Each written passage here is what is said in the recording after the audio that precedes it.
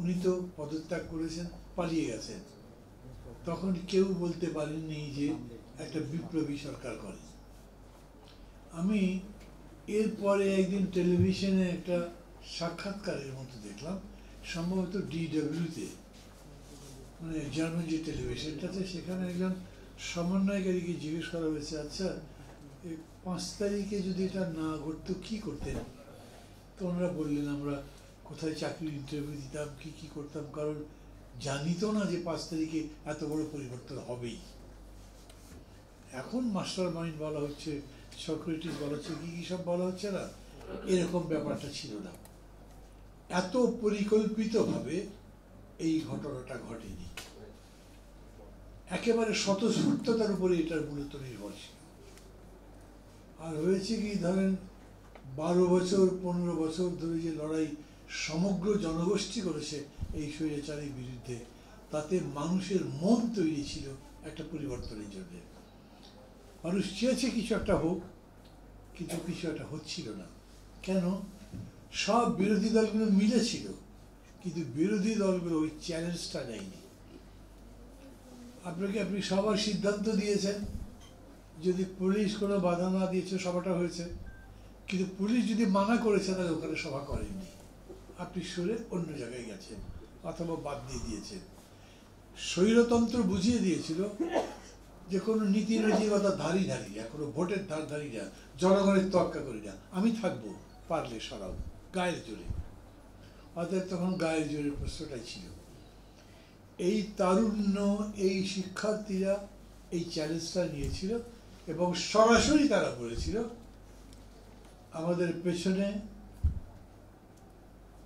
আমাদের পেছনে পুলিশ অথবা মৃত্যু, সামনে এগুলো বাংলাদেশ, অথচ সামনে পুলিশ।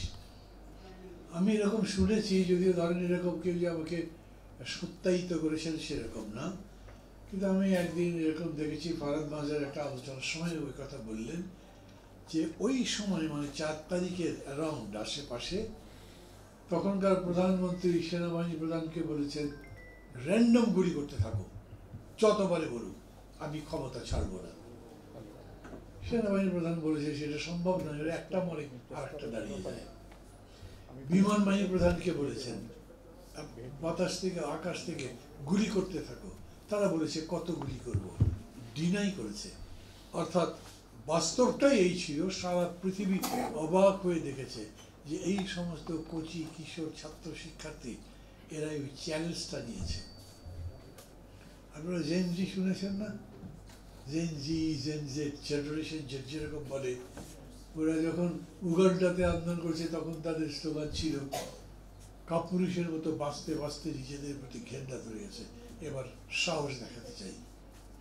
ওরা কদ্দূর দেখাতে পেরেছে আমি জানি না, কিন্তু বাংলাদেশের এই কচি কিশোররা সাহস দেখিয়েছে, যে কোনো ধরনের চ্যালেঞ্জের সামনে দাঁড়িয়েছে, শেষ পর্যন্ত ওরা পরাজিত হয়েছে। কিন্তু ঘটনা যে 5 তারিখে ঘটবে এরকম জানে না, এরকম করেই ঘটবে জানে না। শেখ হাসিনার মতো মহিলা, বা অজেয় হিমালয়ের মতো শক্ত, উনি যে এইরকম পানির মতো গলে যাবেন, পালিয়ে যাবেন, ভাবতে পারি নাই, কিন্তু তাই হয়েছে। তখন কি হবে তাদের কাছে পরিষ্কার ছিল না। আমি একসময় তো বাম রাজনীতি করতাম, সাইফুল হক সাহেবও বাম রাজনীতি করতেন। বাম রাজনীতিতে একটা কথা বলে, শেষ পর্যন্ত রাজনীতির মূল প্রশ্নটা হচ্ছে রাষ্ট্র ক্ষমতার প্রশ্ন, এবং তারা বলেন যে রাষ্ট্র যে বদলাবে সেটা হচ্ছে কোন শ্রেণী থেকে কোন শ্রেণী ক্ষমতা নেবে, ওটাকে বিপ্লব বলে। অথবা এরকম বলেন, বিপ্লব সেটা যেটা কোনো একটা বস্তুর বা যখন রাষ্ট্রের ক্ষমতা হয় তখন তাকে গুণগতভাবে পরিবর্তন করে ফেলে। আমরা বাংলাদেশের গুণগত পরিবর্তনটা ভাবতে পারিনি। বলেছিলাম যে সংস্কারের কথা এখন বলা হচ্ছে, এত হুলস্থুল, অনেকে বলছে এই সরকার সে সংস্কারের প্রস্তাব দিচ্ছে, কিন্তু সংস্কারের প্রস্তাব তো এরা দেয়নি। আগে সংস্কারের প্রস্তাব আমরা দিয়েছিলাম, 41টা 42 দল মিলে 31 দফার প্রোগ্রাম আমরা ডিক্লেয়ার করেছিলাম সবাই মিলে, এবং সেটার উপরে আবার ধরেন পরশুদিন বিএনপি একটা সেমিনারও করবে লেকচরে। তাছাড়া এরশাদ সরকারের বিরুদ্ধে যখন আন্দোলন হচ্ছিল তখনও সংস্কারের প্রস্তাব হয়েছিল 3 জোটের রূপরেখার পক্ষ থেকে। সংস্কার বিষয়টা হচ্ছে একটা কন্টিনিউয়াস প্রসেস, আপনি একটা ঘর যেমন সময় যত যায় নষ্ট হয়ে যায়, তার পলিস্তারা খসে যায়, তার রং নষ্ট হয়ে যায়, আপনি সেখানে আবার প্লাস্টার করেন, আবার সেটাকে আবার রং করেন, অথবা নতুন করে এক জায়গায় ভেঙে সেটা নির্মাণ করেন। এরকম সংস্কার করতে করতে ওটা টিকে থাকে। 400-500 বছরের পুরনো বিল্ডিং আমরা দেখি না, ওগুলোর তো সংস্কার হয়। তাই সংস্কার বিষয়টা আমাদের সবার কাছে এরকম করে পরিষ্কার ছিল না। ওই যে সংস্কার একটা কথা বলা হয়েছিল, সেই সংস্কারের বিষয় সামনে এসে গেল এবং আমরা সংস্কারটা বলতেই থাকলাম এবং সর্বত্রই সংস্কার দরকার এরকম করে বলতে শুরু করলাম। কিন্তু আপনি বলছেন অন্তর্বর্তী সরকার হয়েছে, তো তাই অন্তর্বর্তী সরকার মানে কি? এক সরকার থেকে আরেক সরকার আসা পর্যন্ত যে মাঝের সময়, এই সময়ের সরকারটাকে আপনি অন্তর্বর্তী সরকার বলছেন। এটা একটা অস্থায়ী সরকার। এই সরকার একটা স্থায়ী সংস্কার তো করতে পারবে না। তা আপনাকে বলতে হবে যে এটা অন্তর্বর্তী সরকার নয়, এটা যতদিন দরকার সংস্কারের ততদিনের সরকার, বা এটা একটা পার্মানেন্ট সরকার, বা এটা একটা দীর্ঘ সময়ের জন্য সরকার। আমরা তো তা বলিনি। আমরা যখন একটা রেগুলার গভর্নমেন্ট বলি, সে কমপক্ষে আমেরিকার জন্য 4 বছর, বাংলাদেশের জন্য 5 বছর। আমাদের এখানে এটা ঠিক যে অন্তর্বর্তী সরকার আমরা মেয়াদ বলিনি যে কতদিন পর্যন্ত থাকবে, কিন্তু সেটা তো একটা সরকার, এবং সেই সরকারের এজেন্ডা কি, সে কী করবে। পুরো লড়াইটা হয়েছে কেন? গণতন্ত্র নাই বলে তো, ভোট নাই বলে তো, ভোটটা নষ্ট করে দিচ্ছে শেখ হাসিনা, সেই কারণে তো। অতএব আমি কি করতে চাই, ওই যে স্লোগান হলো নতুন বাংলাদেশ, মানে একটা গণতান্ত্রিক বাংলাদেশ, একটা সম্মানের বাংলাদেশ, এরকম একটা বাংলাদেশ যেই দেশে বাস করা যায়, বুক ভরে শ্বাস নেওয়া যায়, যেই দেশে আমি নিজের সম্মান নিয়ে বাঁচতে পারবো, এইরকম একটা দেশ করতে চাই। কিন্তু এর কর্মসূচি ছিল না। এই কারণে আজও তো চুপ আছে, সরাতে পারেননি কেন? তাকে সরাবার কি সমস্যা ছিল, বা এখনো কি সমস্যা আছে?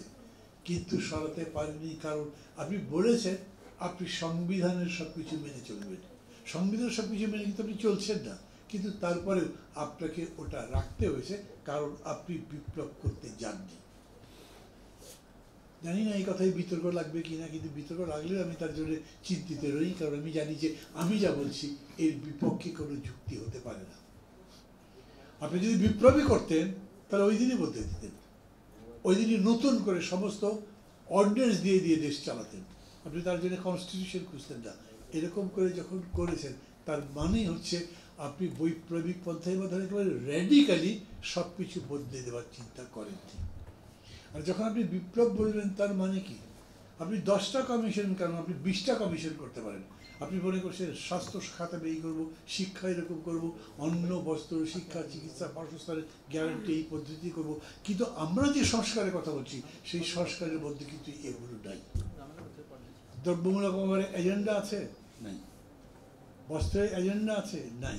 প্রধান এজেন্ডা হচ্ছে ডেমোক্রেসি, গণতন্ত্র, এবং এই গণতন্ত্রের বিষয়টা আছে বলেই ওটার উপরে জোর দিচ্ছেন।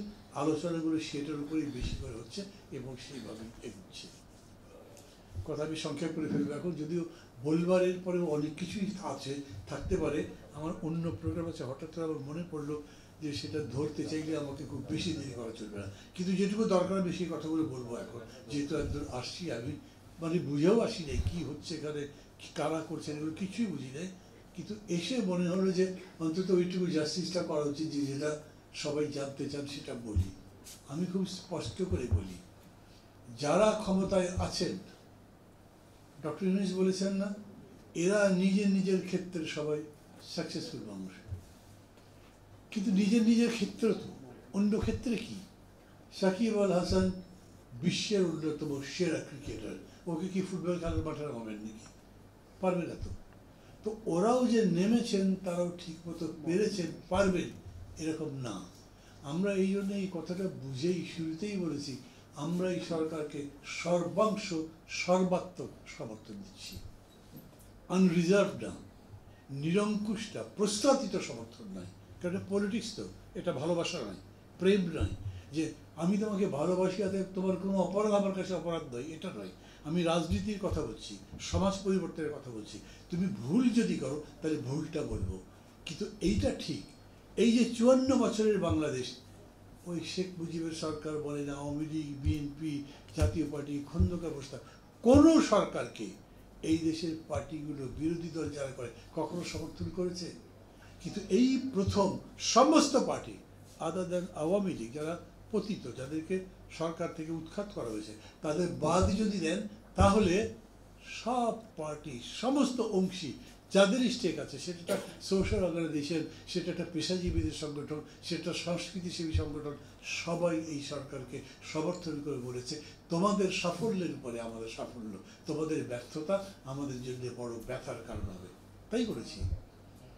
কিন্তু এর মানে এই নয় যে আমি এটা চাই বলেই এটা পরিপূর্ণভাবে সমর্থন, মানে তার যোগ্যতা বা সব কিছু হবে। আমি এই জন্যে বলবো এটা খুব ঠিক, একদম হতাশ হয়ে যেতে হবে সেটা বলছি না, কারণ বলেছে সবই পারবে, সে আশা আমি করেছি কেন, তাহলে তো ভুল করেছি। আবার ওরা যদি না পারে তাহলে যে কষ্ট পাবো তাও ঠিক, কারণ ব্যর্থতার তো জায়গা নেই। ব্যর্থ যদি হই তাহলে যাদেরকে আমরা পরাজিত করলাম তারা এমনি মেলা রকম ষড়যন্ত্র তো করছে, দেখতেই পাচ্ছেন, এবং তাদেরকে সহযোগিতা করছে আমার প্রতিবেশী একটা বিশাল দেশ, এবং কি মাত্রায় সহযোগিতা করছে সেটাও দেখছেন। মানে এখানে ঘটনাই ঘটে নাই, কিন্তু ট্রাম্পের মিছিলের উপরে হামলা হয়েছে, এরকম ওখান থেকে প্রচার পর্যন্ত করা হয়েছে। অতএব আমাদের এই সব বিষয়গুলো বুঝেই কাজগুলো করতে হবে। কিন্তু আমি আপনাদের অন্যান্যরা যেরকম করে বলেছেন, আমি সেই কথাগুলোর সাথে একমত হচ্ছি। প্রথম আমি বলবো, ধরেন 3 মাস 3 দিন বা 4 দিন হয়েছে না সরকার ক্ষমতায় আছে, এর মধ্যে কোনো সংস্কারের কাজ হয়েছে? ধরেন পুলিশের 5 জন 10 জন অফিসার চলে গেছে, আইজি সহ,